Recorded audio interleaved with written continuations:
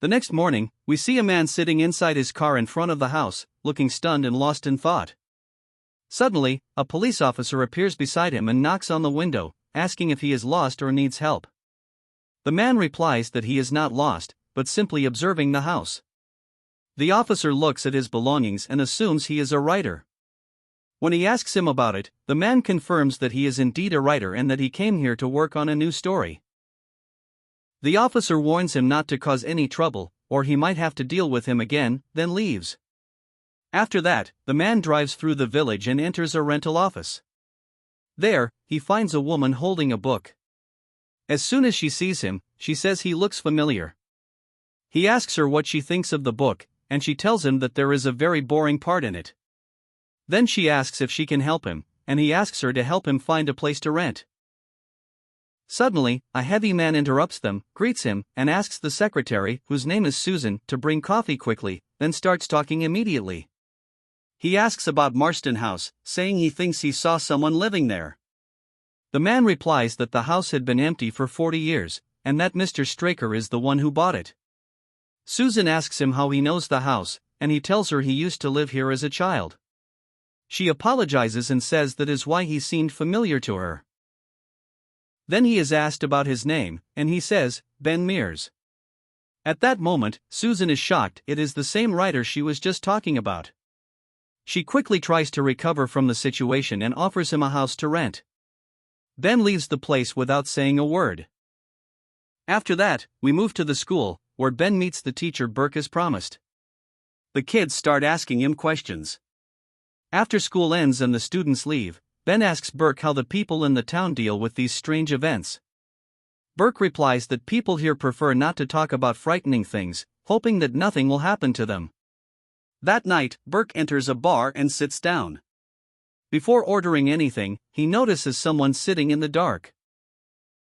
Out of curiosity, he approaches and discovers that it is Mike, the gravedigger who was attacked. Mike looks very strange, almost like a ghost.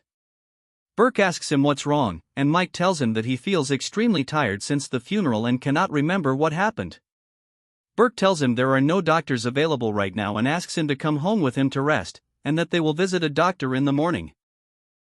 At Burke's house, he stands next to Mike to check on him before going to sleep.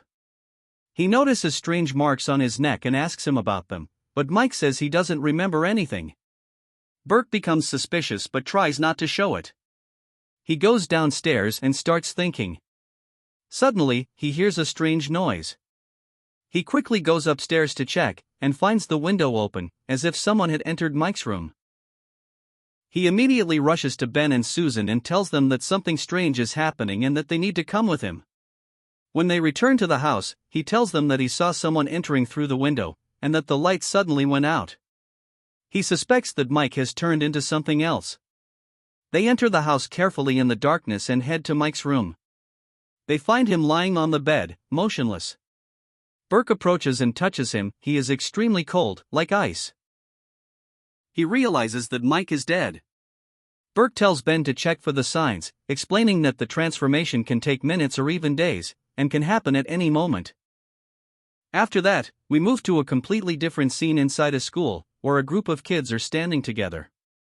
One of them, a new boy, is trying to show them some simple tricks to impress them. Suddenly, the atmosphere changes, and a boy named Richie appears.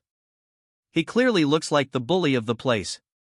Without any warning, he walks up to the new boy and throws a strong punch that knocks him to the ground, then sarcastically says, "Welcome," and turns to leave.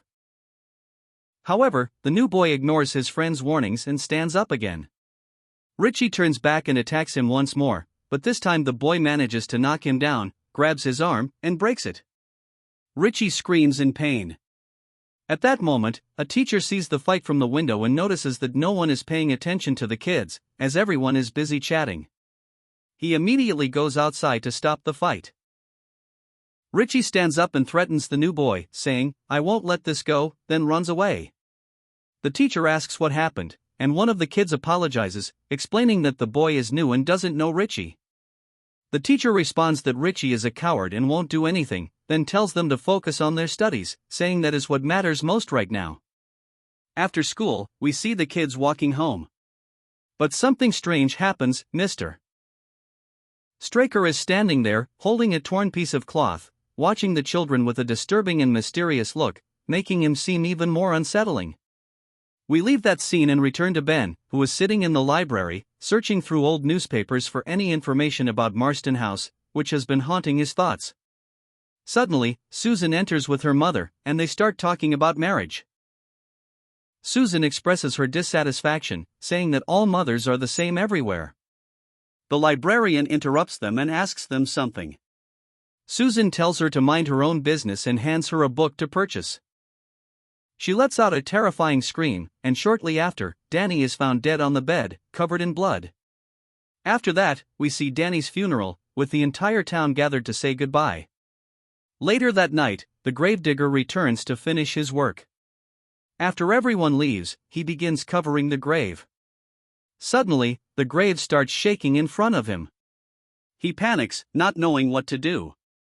He hears Danny's voice screaming, "I'm not dead, help me." He quickly opens the coffin, but finds the body unchanged. He closes it and continues his work. But when he returns again, he discovers that the coffin is empty. Suddenly, Danny appears and attacks him, throwing him into the grave. The scene ends there. Ben tells him to inform the police, but not to mention anything else, just say that he died in his sleep. Later, we see the police and the doctor at the scene, where she confirms that Mike is dead. Burke asks her about the cause of Danny's death, and she says it was due to malignant anemia. Burke understands what she is hinting at, but asks if the disease is contagious. She denies it, saying it cannot spread like that. He takes him into a house filled with candles and calls out loudly, "Master, I have brought you the sacrifice." Suddenly, the candles go out, and the entire place is plunged into darkness. A strange sound begins to emerge, forcing everyone into silence. Then the sack is opened, and terrifying screams echo everywhere, while Straker stands watching the scene without mercy, as blood splashes everywhere, even covering his face. After a week passes since what Straker did, we see Ben in a car with the teacher and several men. They were searching for the missing boy, thinking he was lost, but they find no trace of him and return to the police station. At that moment, one of the men sarcastically tells Ben to go back to his town, but the teacher calms things down and introduces himself, saying, "My name is Burke, I'm a teacher at the village school." He then invites Ben to visit the school and talk to the kids, so they can meet a real writer. Ben agrees. Later, they sit together drinking coffee, and Susan joins them. They begin discussing what happened, and it seems that the investigation might stop, with no new developments. At Ralph's house, we see his brother Danny unable to sleep, sitting and thinking about him. Suddenly, he hears a sound outside, so he quickly goes to check, hoping it might be his brother. He goes downstairs and finds his brother's harmonica lying on the ground. Even more frightening, the swing is moving on its own, with no one on it. Danny becomes terrified but remains standing. Suddenly, a hand emerges from the darkness and pulls him upward. We then move to the hospital, where the doctor tells Danny's mother that he is suffering from severe anemia and must stay in the hospital until his condition stabilizes.